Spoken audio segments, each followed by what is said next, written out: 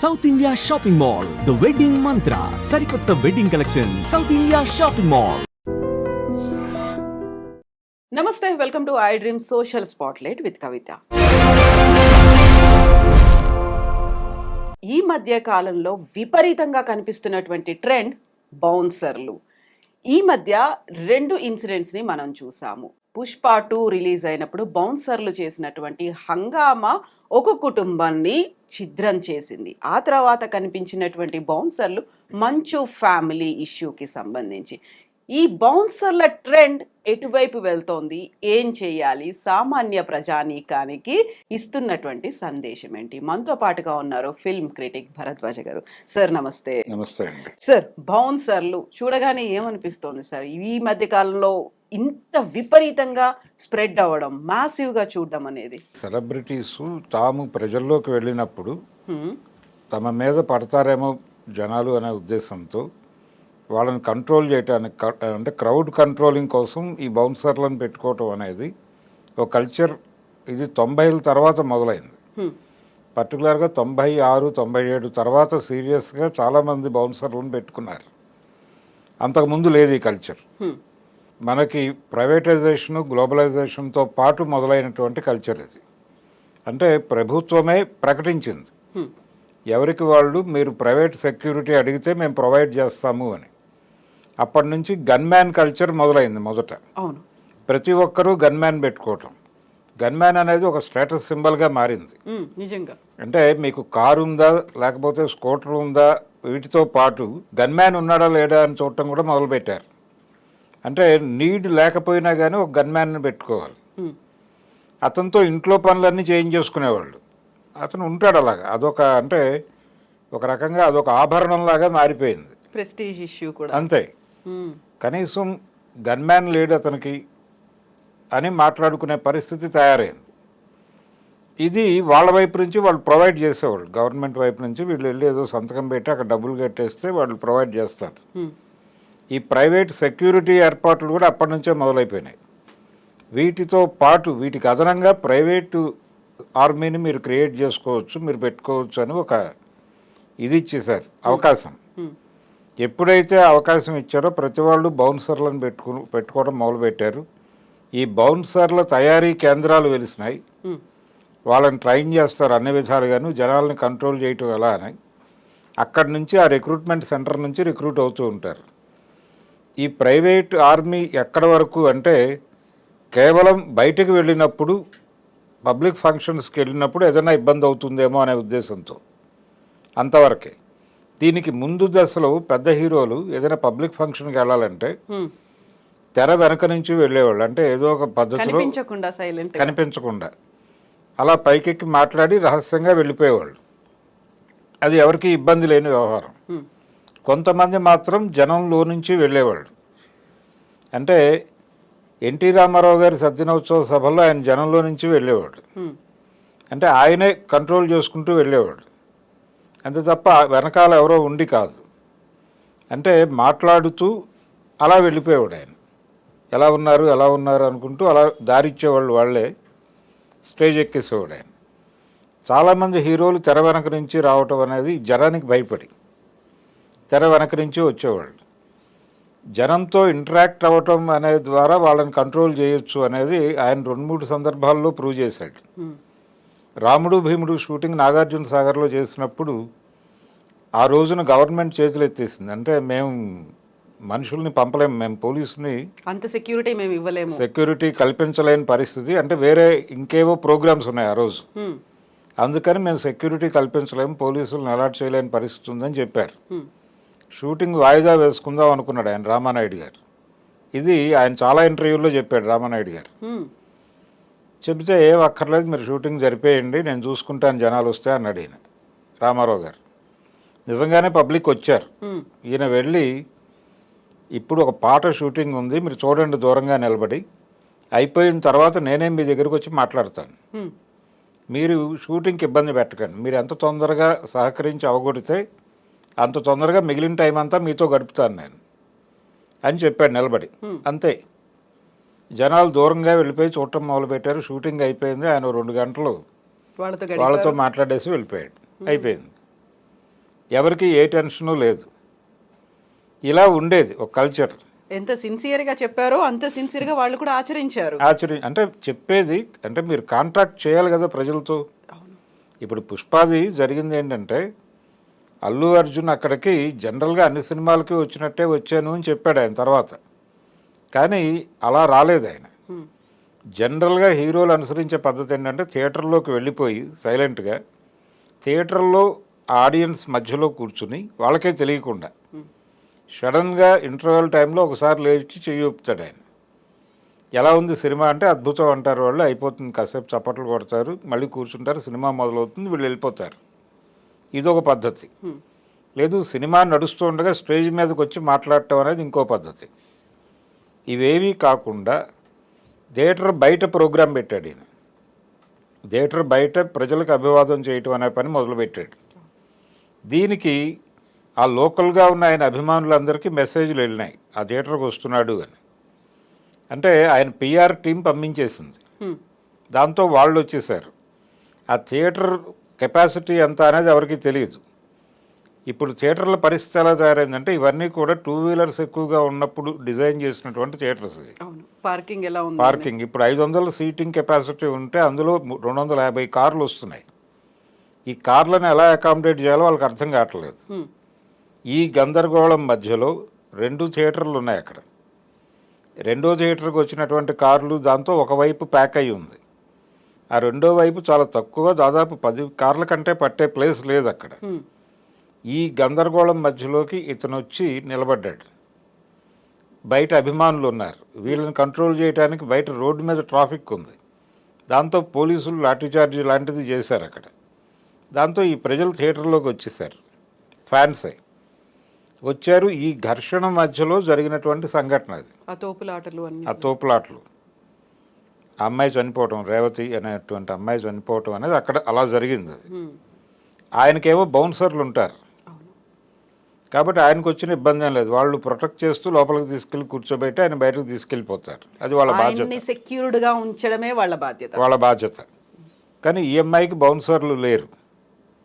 ఈవిడ కేవలం అల్లు అర్జున్ని చూడటం కోసం వెళ్ళలేదు అక్కడికి, తన కుమారుడికి సినిమా చూపించడం కోసం తీసుకెళ్లారు అంతే. దాంతో ఆవిడ ప్రాణం కోల్పోవాల్సి వచ్చింది. అతను చాలా కాలం హాస్పిటల్లో సఫర్ అయ్యాడు పిల్లాడు. ఈ కండిషన్ అంటే ఏం కన్వే చేయదలుచుకున్నాడు అల్లు అర్జున్ అక్కడికి రావటం ద్వారా? ఒక ప్రచారంలో భాగంగా వచ్చాడు అక్కడికి. ప్రచారం, ఆ సినిమాకు ఒక పబ్లిసిటీ క్రియేట్ చేయటము, బజ్ క్రియేట్ చేయటంలో భాగంగా వచ్చాడు. అక్కడ ఆయన ప్రయోజనం ఉంది. ఆ ప్రయోజనం కోసం ఆయన హడావిడి క్రియేట్ చేశాడు. ఏం జరుగుతోంది ఇక్కడ అని రోడ్డు మీద వెళ్ళేవాడు మాట్లాడుకోవాలి. అల్లు అర్జున్ వచ్చాడు, ఇంత హడావిడి జరుగుతోంది అని ఇంటికి వెళ్ళి కూడా మాట్లాడుకోవాలి వాళ్ళు. ఏంటి ఆ సినిమా పుష్ప 2 బాగుందా, ఈ డిస్కషన్లో వాళ్ళు థియేటర్కి రావాలి. ఈ ప్రోగ్రాంలో భాగంగా వచ్చాడు ఆయన. ఆయన పర్సనల్ అంటే ఆ ప్రోగ్రాము అదంతా ఆ సినిమా కోసం వాళ్ళ స్వార్థము, 300 కోట్ల రెమ్యూనరేషను ఈ ప్రోగ్రాంలో భాగమే అదంతా. కానీ ఆవిడ పాపం కొడుక్కి సినిమా చూపించాలని వచ్చి ప్రాణం కోల్పోయింది. అందుకని ఏ ప్రోగ్రాం ఎక్కడ చేయాలి అనేది ఒక విచక్షణతో చేయాలి అంతే తప్ప గ్రాంటెడ్. నేను ఇంతకుముందు కూడా చాలాసార్లు వచ్చాను, అప్పుడు ఎప్పుడూ జరగలేదు, ఇప్పుడు జరిగింది అంటే అప్పుడున్నటువంటి పరిస్థితులు ఇప్పుడున్నటువంటి పరిస్థితులు ఇవన్నీ మీరు ఏవైనా బేరీజ్ వేసుకుని డిజైన్ చేశారా? ఎక్కడ ఈవెంట్ చేస్తున్నాము, ఆ ప్లేస్కు ఉన్నటువంటి కెపాసిటీ ఏమిటి అనే దానికి సంబంధించి కనీసపు అధ్యయనం చేయాలి కదా మీరు. అది కూడా చేయలే అంటే బాధ్యతారాహిత్యం. అలా ఆ ఇన్సిడెంట్లో ఒక బాధ్యతారాహిత్యం ఖచ్చితంగా ఉంది. ఆయన ఏదో సారీ చెప్పాడు, 25 లక్షలు ఇచ్చేశాడు అనేది కాదు ఇష్యూ అక్కడ. కానీ ఒక ఇర్రెస్పాన్సిబిలిటీ అనేది చాలా క్లియర్గా కనిపిస్తుంది. దానికి బాధ్యత వహించాలి వాళ్ళు. కనీసం కన్ఫెస్ అవ్వలేదు వాళ్ళు. మా బాధ్యత రాహిత్యం వలన జరిగింది అనే మాట వాళ్ళ దగ్గర నుంచి బయటకు రాల. జరిగింది దురదృష్టం అని చెప్పాడు. చెప్పి ఈ సంఘటన చూసి ఫ్యామిలీస్ సినిమాకి రాకుండా దూరంగా ఉండొద్దు, మేము మీకోసమే సినిమాలు తీస్తున్నామని చెప్పాడు ఆయన.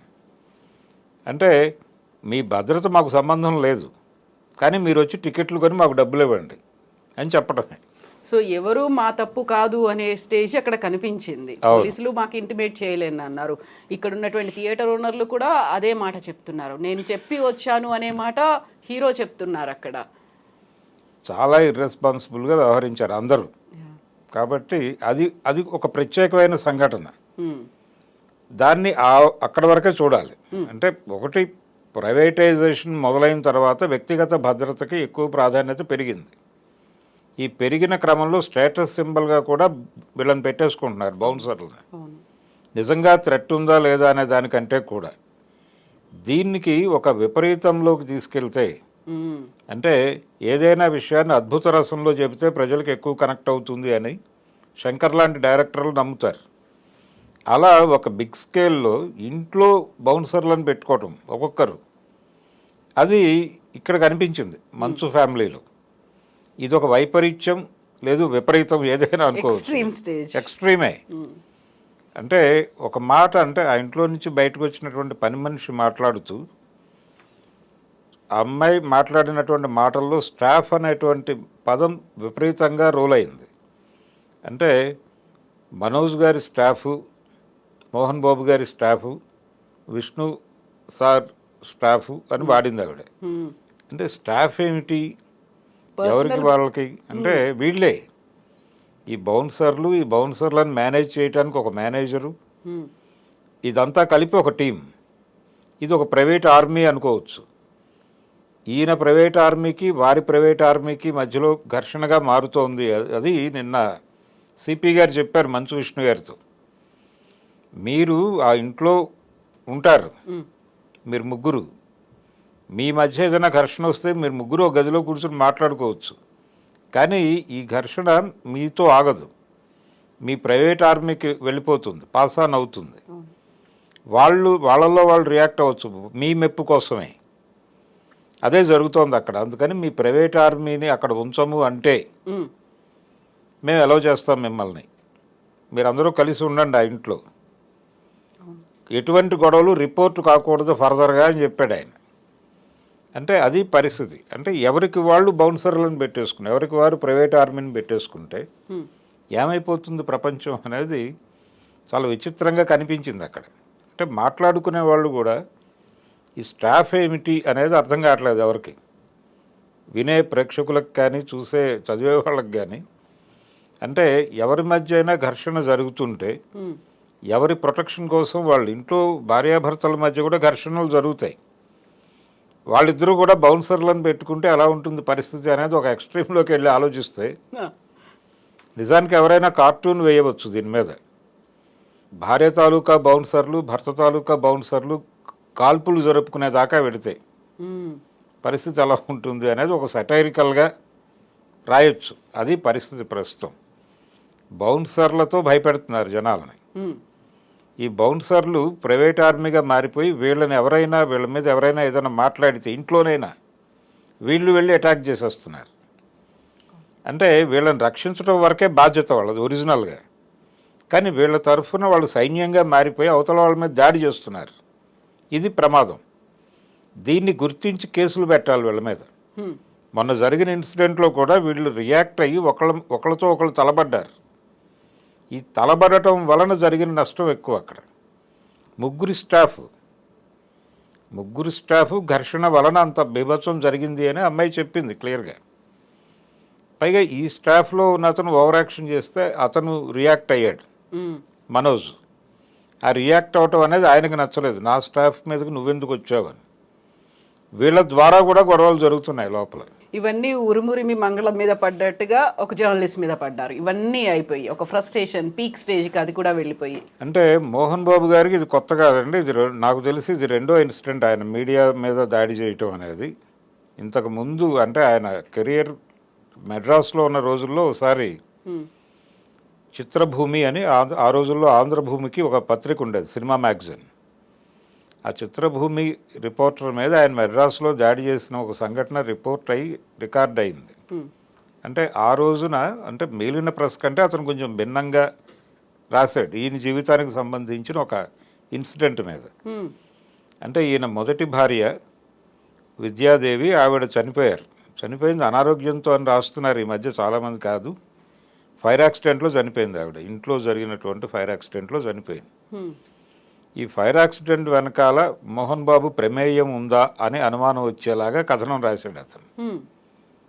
రాస్తే దానికి రియాక్ట్ అయ్యి ఇతను వెళ్ళి గొడవపడి అతన్ని కొట్టడం జరిగింది అక్కడ. తర్వాత మళ్ళీ నిన్నటి ఇన్సిడెంట్లో టీవీ9 రిపోర్టర్ మీద దాడి జరగటం, ఇది రెండో కేసు ఆయన లైఫ్లో. అయితే ఈ కేసులో అంటే ఆయన తీవ్రంగా ఈ మధ్య కాలంలో తన కుటుంబాన్ని మీడియా టార్గెట్ చేస్తోంది అనేది ఆయన ఫీల్ అవుతున్నాడు. ఆ ఫీల్ అవుతున్నటువంటి క్రమంలోనే మీడియాకి చెప్పడం ద్వారా ఇన్ని కంట్రోల్ చేయొచ్చు అనే అభిప్రాయం మనోజ్కి కలిగి ఉండొచ్చు. కలగటం వల్లనే ఆ మధ్య ఒకసారి ఆయనే స్వయంగా అంటే ఒక ఆడియో బయటకు వచ్చింది, ఒక వీడియోతో పాటు మనోజ్ వాయిస్తో ఒక ఆడియో బయటకు వచ్చింది. అదేంటంటే ఇలా మా బంధువుల్ని టార్చర్ పెట్టి కంట్రోల్ చేసే ప్రయత్నం చేస్తున్నాడు మా అన్న అని చెప్పేసి తన స్టాఫ్ని అన్నొచ్చి బెదిరించినటువంటి ఒక వీడియో పెట్టాడు ఆయన. పెట్టి తర్వాత అది నాకు సంబంధం లేదు, అది ఎలాగో బయటకు వచ్చిందని చెప్పాడు. అంటే అప్పుడేదో టెంపరీగా మాట్లాడుకుని ఉంటారు వాళ్ళు, కానీ అదేదో మీడియా క్రియేట్ చేసినట్టుగా మాట్లాడాడు. తర్వాత తనే మనోజే మా ఇంట్లో ఏం జరుగుతోందో నన్ను అడగండి, మీడియాని అడగండి అన్నాడు ఆయన ఒక చోట చాలా వెటకారంగా.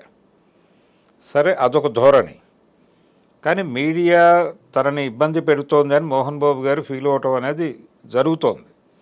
వాళ్ళ ఇంట్లో హెయిర్ డ్రెస్సర్ని కొట్టారు ఒకసారి, అది దాదాపుగా మీడియాలో విపరీతంగా సర్క్యులేట్ అయింది, చాలామంది మాట్లాడారు, దాంతో ఆయన తీవ్రంగా గాయపడ్డాడు. అప్పటి నుంచి ఆయనకు మీడియా మీద ఒక చిరాకు కోపం ఉంది. అంటే టార్గెట్ చేస్తున్నారు తమని, తమ కుటుంబాన్ని, తన ఇంటి పేరుని అన్నిటినీ ట్రోల్ చేస్తున్నారు అనే ఒక కోపం ఉంది ఆయనకి. ఆ కోపం ఆయనకి ప్రదర్శించే అవకాశం దొరకలేదు, నిన్న బయటపడింది. అంటే అంత వ్యతిరేకత ఉంది ఆయనకి. ఆ మైక్ లాక్కున్న పద్ధతి, ఆ వీడియో, ఆయన దాడి చేసిన పద్ధతి, కొట్టిన పద్ధతి ఆపుతున్నా ఆగట్లేదు ఆయన. ఆ ఏజ్లో ఆయన అంటే ఇప్పుడు కొంచెం సంయమనంతో 10 మందికి చెప్పాల్సిన ఆయన అలా దాడి చేయటం ఏమిటి అని అంటున్నారు, కానీ ఆయన ఎమోషన్ చూస్తే అలా లేదు. కాకుంటే సార్ ఇక్కడ ఇంకొక మాట వినిపిస్తోంది, మైక్ పెట్టడమే చాలా గట్టిగా పెట్టేసరికి అది కంటికి దెబ్బ తగిలేలా వెళ్ళింది అనేటువంటి మాట కూడా వినిపిస్తోంది. అది అందుకే అంత రియాక్ట్ అయ్యారు అని. మైక్ పెట్టేటప్పుడు కొంచెం ఇబ్బంది కలిగించి ఉండొచ్చు, చాలామందిని అలా పెడతారు. అంటే అది డైలాగ్తో పోవాలి. అంటే ఇంటర్నల్గా ఆయనలో ఒక చిరాకు ఉంది, వీళ్ళెందుకు వచ్చారు ఇక్కడికి అనే చిరాకు. ఇది జడ్జి గారు కూడా అన్నాడు ఆ మాట. నిన్న ఆయనకి 24 వరకు అవకాశం కల్పించడమే జరిగింది తప్ప ఈ సంబంధం లేదు దీంతో అని అనలేదు జడ్జి గారు. అప్పుడు ఆయన ఒక పర్సనల్ స్టేట్మెంట్ ఇచ్చాడు పీపీతో మాట్లాడుతూ. ఆయన అన్న మాట ఏంటంటే, వాళ్ళంతటి వాళ్ళు వచ్చారా, వీళ్ళు పిలిచారా, లోపలికి ఎలా వచ్చారు వాళ్ళు అని అన్నాడు. అది కేవలం ఒక అభిప్రాయ ప్రకటన, ఇందులో లేదు, ఆ వివరంగా లేదు అనేది చెబుతూ ఆయన అన్న మాట అది. అయితే ఉదయం నుంచి గొడవ మొదలైంది. అంటే ఫస్ట్ మనోజ్ తనని కొట్టాడు మోహన్ బాబు అని అన్నాడు అని ముందు బయటకు వచ్చింది, ఈయన కంప్లైంట్ చేశాడు అని. అది తనే అక్నాలెడ్జ్ చేశాడు, ఆయన 100కి ఫోన్ చేశాను అని చెప్పాడు. అంటే ఒక విషయం నిర్మోహమాటంగా మాట్లాడుకోవాలి ఇక్కడ. ఎవరైనా సరే ఒక కాంట్రవర్షియల్ ప్రెస్ మీట్ పెడుతూ ఆ ప్రెస్ మీట్కి రమ్మని రిపోర్టర్లను ఆహ్వానిస్తూ ఇస్తే ఆ లెటర్ పోలీసులకు కూడా చేరుతుంది, వాళ్ళు వచ్చిన ఆశ్చర్యం లేదు అక్కడికి. అలాగే పోలీసులకు తెలిసిన విషయాలు కూడా మీడియాతో షేర్ చేసుకుంటారు వాళ్ళు. అలా షేర్ అయింది అది. ఈయన వాంటెడ్గా చెప్పుండకపోవచ్చు, కానీ ఆయన కంప్లైంట్ చేసిన విషయం బయటకు లీక్ అయింది.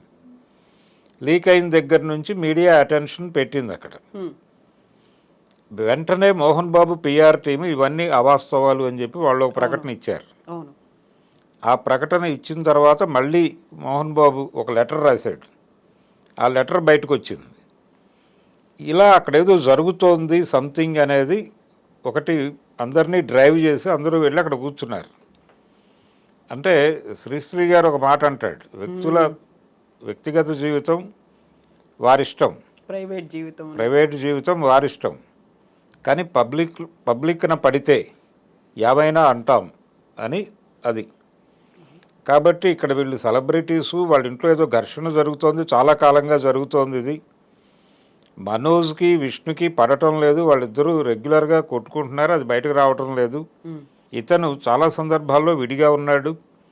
అలాగే అతని వివాహం సందర్భంగా ఒక గొడవ, ఆ పెళ్లి వాళ్ళకి ఇష్టం లేదని మంచులక్ష్మి గారు చొరవ చేసి అందరినీ ఒక చోటకు తీసుకొచ్చి ఆ వివాహాన్ని జరిపించారని, ఇవన్నీ అందరికీ పబ్లిక్ డొమైన్లో ఉన్న విషయాలే. ఈ విషయాలన్నీ ప్రేరేపించడంతో జనాలు అక్కడికి వెళ్ళి అక్కడ ఏం మాట్లాడతారో తెలుసుకుందామనే క్యూరియాసిటీతో లోపలికి వెళ్ళారు. అక్కడంతా యుద్ధ వాతావరణం ఉంది. ఈ యుద్ధ వాతావరణం క్రియేట్ చేసింది మీడియా కాదు. ఆ యుద్ధ వాతావరణంలో ఒక రిపోర్టర్ వెళ్ళినప్పుడు మైక్ పైకి వెళ్ళి ఉండొచ్చు, కిందకి వెళ్ళి ఉండొచ్చు, ఏదైనా జరిగి ఉండొచ్చు. అప్పుడు ఆయన ఏం చెప్పాలి, మీరు దూరంగా ఉండండి, మీరు బయటకు వెళ్ళండి, నేను బయటకు వచ్చి మాట్లాడతాను, లేకపోతే విడిగా మాట్లాడతాను, ముందు మీరు బయటకు వెళ్ళిపోండి, అందరూ ఆగండి, ముందు వీళ్ళని బయటకు పంపించి మనం మాట్లాడుకుని తర్వాత వెళ్ళి వాళ్ళకు క్లారిఫికేషన్ ఇద్దామని చెప్పి ఉండొచ్చు ఆయన పెద్ద మనిషిగా. అలా కాకుండా ఆయన మైక్ లాక్కుని కొట్టడం అనేది ఇబ్బందికరమే. అంటే ఆయన పాత చరిత్ర అంతా తవ్వుతున్నారు ఇప్పుడు. నేను ఇందాక చెప్పిన ఆంధ్రభూమి ఇన్సిడెంట్తో సహా బయటికి లాక్కు రావాల్సి వచ్చిన పరిస్థితి ఆయనే కల్పించాడు అది. అందుకని ఎవరి మీదైనా దాడి చేయటం అనేది కరెక్ట్ కాదు. మీకు ఇబ్బంది కలగచ్చు, నాకు ఇబ్బంది కలుగుతోంది, మీ ప్రవర్తన బాగాలేదు అని చెప్పండి, ఒక డైలాగ్ చెప్పి ఆ తర్వాత అప్పుడు కూడా అలా రియాక్ట్ అయితే అప్పుడు మీరు ఏదైనా అప్పుడు కూడా మీరు కంప్లైంట్ ఇవ్వాలి. మీరు పోలీస్ కంప్లైంట్ ఇవ్వండి, అతనికి వ్యతిరేకంగా నన్ను ఇబ్బంది పెడుతున్నాడని, తప్పేం లేదు దానిలో. ఎవరి మీద ఎవరు పర్సనల్గా దాడి చేయటం అనేది కుదరదు, డెమోక్రటిక్ స్పేస్లో అది కుదరదు. అది వాళ్ళు ఆలోచించుకోవాలి. పైగా ఆయన నిరంతరం క్రమశిక్షణ అంటాడు. ఆయన ఊతపదంగా మారిపోయింది అది. రెండవది, ఆయన మీద రకరకాల ఎలిగేషన్స్ ఉన్నాయి మోహన్ బాబు గారి మీద. ఆయన ఒకసారి షూటింగ్లో, పెదరాయుడు షూటింగ్లో జయంతి గారి మీద చేసుకున్నాడు అనేది ఒక వార్త. ఆవిడ ఈ విషయాన్ని నేరుగా రాజ్ కుమార్ గారికి రిపోర్ట్ చేసిందని, ఆయన ఫోన్ చేసి మందలించాడని కూడా ప్రపంచానికి తెలుసు. ఇలాంటి సందర్భాలు అనేకం. ఆయన తిరుపతిలో జరిపినటువంటి ఒక భూ కబ్జాకి సంబంధించి కలెక్టరేట్లో రెవెన్యూ డిపార్ట్మెంట్ నుంచి ఒక నోటీస్ వస్తే ఈయన తన మనుషులతో వెళ్ళి ఆ రెవెన్యూ డిపార్ట్మెంట్ వాళ్ళతో మాట్లాడటానికి వెళ్ళి ఘర్షణ పడి చేసుకోవటం, వాళ్ళు కేసు పెట్టడం కూడా జరిగింది. ఆ రోజున ఆయనతో పాటు వెళ్ళిన వాళ్ళలో శ్రీహరి కూడా ఉన్నాడు, నటుడు. ఆయన మీద కూడా కేసు పెట్టారు. ఆయన వాయిదాలకు తిరగటం నాకు తెలుసు. ఇలాంటి ఇన్సిడెంట్లు ఉన్నాయి ఆయన లైఫ్లో. ఒక రికార్డు ఉంది ఆయనకి. ఆ రికార్డు ఉండటంతో మోహన్ బాబు ఇలా బిహేవ్ చేయటం, ఇలాగే బిహేవ్ చేస్తాడు కదా, ఇందులో తప్పే ఉంది అని మాట్లాడుతున్న ఆయన దగ్గరికి వెళ్ళటం వీళ్ళ తప్పు. ఆయన అలా రియాక్ట్ అవ్వటం అనేది సహజం అన్నట్టుగా కొంతమంది మాట్లాడేస్తున్నారు ఇప్పుడు. ఈ రియాక్ట్ అవుతున్న వాళ్ళందరూ చాలా విషయాలు బయటకు తెస్తున్నారు. గతంలో ఆయన చేసినటువంటి సందర్భాలు, ఆయన మీద ఉన్న ఎలిగేషన్స్, అంటే అనేక సందర్భాల్లో ఆయన మీద రకరకాల అభిప్రాయాలు ఉన్నాయి ప్రజలకి. ఈ అభిప్రాయాలన్నీ ఒక్కసారి నెగిటివ్గా బయటకు వస్తున్నాయి ఇప్పుడు. ఈ పరిస్థితి క్రియేట్ చేసుకోవడానికి కారణం ఆయనే. అవకాశం కల్పించింది కూడా ఆయనే కల్పించుకున్నాడు. ఆయన ఇంకొంచెం సంయమనంతో ప్రవర్తించి ఉండాల్సింది.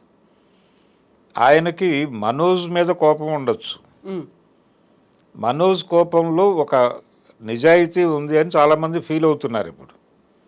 అంటే అక్కడ ఏదో అతన్ని ఎంటర్ కానివ్వట్లేదు. ఆత్మగౌరవ పోరాటం అన్నాడు ఆయన.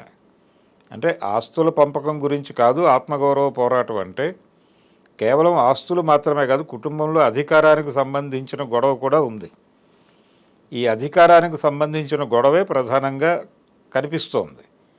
అంటే వాళ్ళ విద్యా సంస్థలకు సంబంధించినటువంటి విద్యా వ్యాపారంలో ఈయనకి ఏ రకమైన రోలు లేకుండా మొత్తం విష్ణు మీదుగా నడుస్తోంది. అది కొంచెం సఫకేటివ్గా ఉంది ఇతనికి. దాంతో ఇతను కొంచెం అప్పుడప్పుడు రియాక్ట్ అవుతున్నాడు. అప్పుడు ఇతన్ని కూర్చోబెట్టి ఇతని సమర్థత ఏమిటో అర్థం చేయించి ఇతను ఏం చేయగలడో ఆ ఏరియాలో ఇతనికి ఒక డిజైన్ చేయాల్సిన బాధ్యత తండ్రిగా ఆయనకు ఉంది. అదేదో జరగలేదు. రెండోది ఆయన ఇన్ టోటల్ ఆయన కంట్రోల్ చేస్తున్నాడు, విష్ణు చేతిలో రిమోట్గా మోహన్ బాబు మారిపోయాడు అనేది ఇతను ఎస్టాబ్లిష్ చేయదలుచుకున్న విషయం మనోజ్. ఈ గొడవ మధ్యలో అతని భార్యను కూడా తీసుకొచ్చారు. అంటే ఆ అమ్మాయిని చేసుకున్న తర్వాత నువ్వు ఇలా అయిపోయావు అన్న టోన్లో ఆయన పరిస్థితులన్నీ మారిపోయినాయి, నువ్వు తాగుబోతుగా మారావు, ఇవన్నీ మాట్లాడాడు ఆయన ఆ బయటకు లీక్ చేసినటువంటి ఆడియో బయటలో. దీంతో ప్రపంచానికి ఇంకోలా కన్వే అయిపోయేది. ఇప్పుడు భూమా అఖిలప్రియ రియాక్ట్ అయింది దాని మీద. రియాక్ట్ అయ్యి ఏమనుకుంటున్నారు మీరు అన్న టోన్లో ఆవిడ ఒక వార్నింగ్ కాల్ మోగించారు. ఇలా రకరకాలుగా డిస్ప్యూట్ని పెంచేసుకున్నాడు ఆయన. ఇలా కాకుండా ఆయన నిజంగానే ఇబ్బంది ఉంది, వాళ్ళు సఫర్ అవుతున్నారు అనుకున్నప్పుడు ఏదో ఒక పద్ధతిలో మాట్లాడి సెటిల్ చేసి ఉండాల్సింది. పైగా ప్రవోకింగ్గా మాట్లాడాడు ఆడియో బయటలో కూడా. అంటే నా ఆస్తులు నేను ఎవరికైనా ఇచ్చుకుంటాను, ఇది నేను అక్వైర్ చేసినవి తప్ప నా తండ్రి గారి నుంచి నాకు వచ్చినవి కాదు. అంటే వారసత్వపు హక్కుల్లో మాత్రమే మీకు రైట్ ఉంటుంది, నేను సంపాదించిన ఆస్తులు నేను మీకు ఇవ్వచ్చు ఇవ్వకపోను వచ్చు, దాంతో మీకు ప్రమేయం లేదు, నా డెసిషన్ అది అని మాట్లాడాడు. లీగల్గా కరెక్టే. అవును. కానీ అక్కడ ఇంకో ప్రాబ్లం కూడా ఉంది. అంటే ఆవిడ లక్ష్మి గారికి సెటిల్ చేశారా లేదా అనేది ఒక ఇష్యూ ఉంది. ఆ ఇల్లు ఇచ్చారు ఫిల్మ్నగర్లో అని చెప్తున్నారు. అది జనాలు మాట్లాడుకోవటమే తప్ప అధికారిక సమాచారం ఏమీ కాదు. అలాగే మనోజ్ను సెటిల్ చేయడానికి ఆయన ఏం చేశాడు, మనోజ్ పబ్లిక్లో ప్రతిసారి డిస్ప్యూట్ చేస్తున్నాడు, దాన్ని ఐసోలేట్ అయిపోయాను అనే ఫీల్ చెప్తున్నాడు ఆయన, ప్రతి సందర్భంలోనూ చెప్తున్నాడు. గతంలో విష్ణు మా ఇంటికి వచ్చి మా బంధువుల మీద దాడి చేశాడని చెప్పినప్పుడు కూడా ఇది పబ్లిక్ డొమైన్లో ఉంచే ప్రయత్నం చేశాడు ఆయన. అప్పటి నుంచి ఎందుకు సెటిల్ చేసుకోకుండా అలా పెట్టు కూర్చున్నారు వీళ్ళు. ఆ పెళ్ళి కూడా ఆయనకి ఇష్టం లేకుండా జరిగింది అనేది కూడా ఎస్టాబ్లిష్ అయిన ఫ్యాక్టే. ఆయన డినై చేశాడు. ఆ తర్వాత ఒక ఇంటర్వ్యూలో ఆయన మీకు ఇష్టం లేదట కదా ఇలా జరిగింది అని అడిగితే, అదేం లేదు, అవన్నీ బయట రకరకాలుగా మాట్లాడుకుంటారు, మేమందరం కలిసి ఉన్నాం, నాకు ఏ అభ్యంతరం లేదు, ఆ కుటుంబంతో కూడా నాకు సన్నిహిత సంబంధాలు ఉన్నాయి అని ఆయనే చెప్పిన మాట ఉంది రికార్డెడ్గా. ఇన్ని పబ్లిక్ డొమైన్లో ఉండి ఇప్పుడు మీరు ఇంకేదో మాట్లాడితే ఎలా తీసుకుంటుంది ప్రపంచం? అందుకని అదొక డిస్ప్యూటు. అయితే మేజర్గా నిన్న కమిషనర్ గారు పిలిచి మాట్లాడింది ఏంటంటే, బాబు మీ ప్రైవేట్ ఆర్మీలను కంట్రోల్లో ఉంచుకోండి, మీ ప్రైవేట్ ఆర్మీలను మీ ఇంట్లో ఉంచుకోకండి, వాళ్ళకి వేరే శిబిరాలు ఏర్పాటు చేయండి, మీరు మీ ప్రైవేటు సైన్యాలతో పాటు ఆ కాంపౌండ్లో ఉంటే ప్రమాదం అనేది.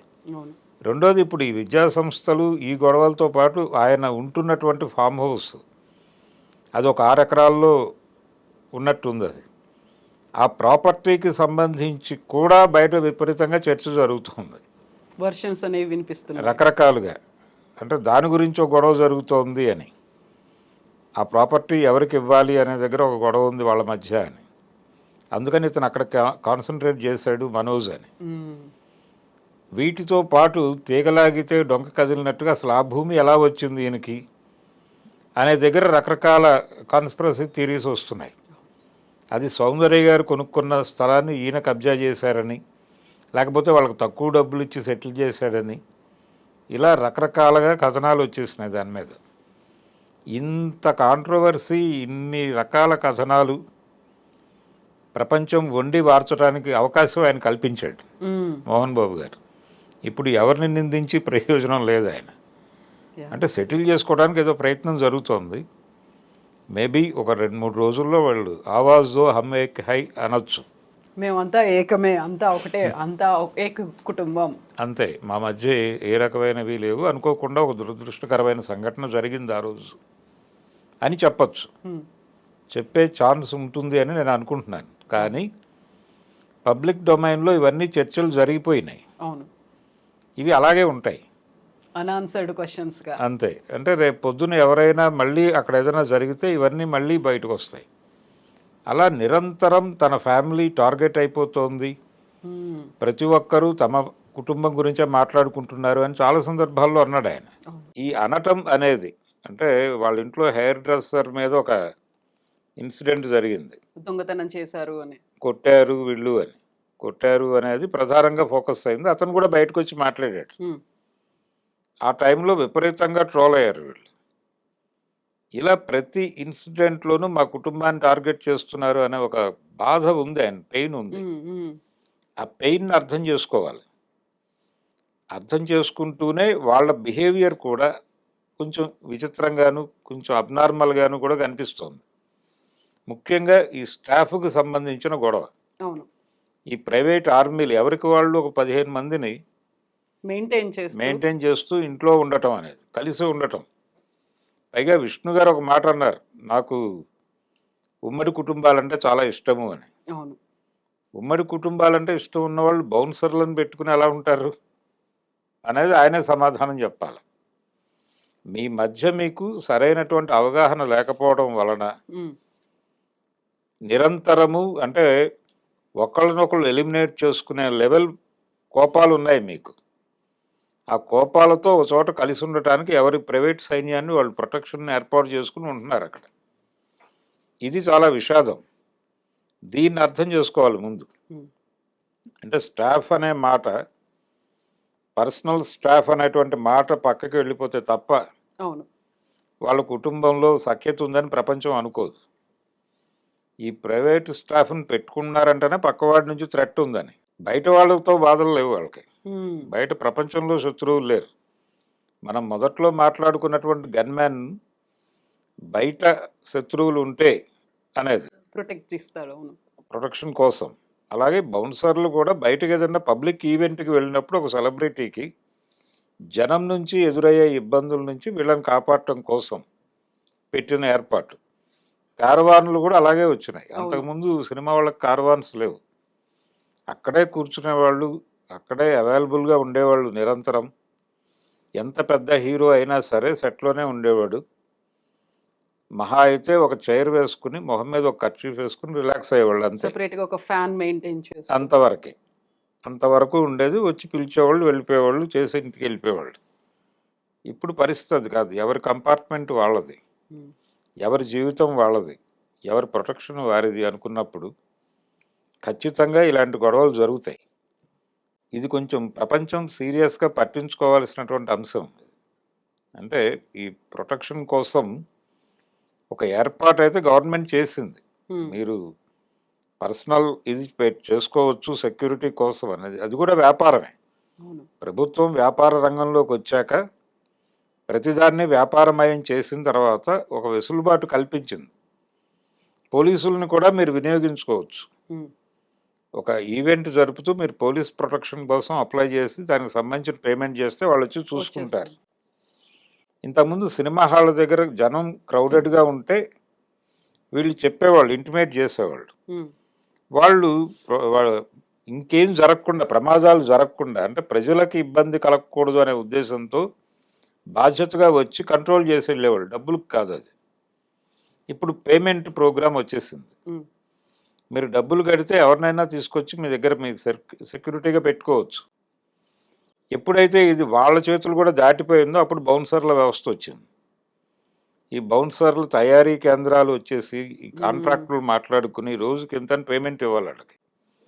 వాళ్ళు తినే తిండి దగ్గర నుంచి వీళ్ళు ప్రొవైడ్ చేయాల్సి ఉంటుంది ప్రత్యేకంగా. వాళ్ళ కోసం ఒక కిచెన్ నిర్వహించాల్సిన అవసరం ఉంటుంది. ఇన్ని భరిస్తూ వాళ్ళని మెయింటైన్ చేస్తున్నారు వీళ్ళు.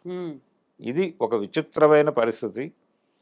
అంటే వీళ్ళు ఏ రేంజ్లో ఎక్వైర్ చేస్తున్నారు డబ్బులు, దానికి వీళ్ళు అనుసరిస్తున్న మార్గాలు ఏమిటి దాకా ఆలోచించాల్సి వస్తుంది. అవును, అందుకని ఇది కొంచెం విచిత్రంగా కనిపిస్తోంది మోహన్ బాబు గారి ఇంటి కథ. దీని మీద ఎవరైనా సరే, అంటే ఎవరైనా కొంచెం చొరవ చేసి ఒక నవల లాంటిది రాయొచ్చు. ఇంట్రెస్టింగ్ స్క్రిప్ట్ అవుతుంది అది. డెఫినెట్గా. Yes sir, thank you so much sir. Thank you. అండి.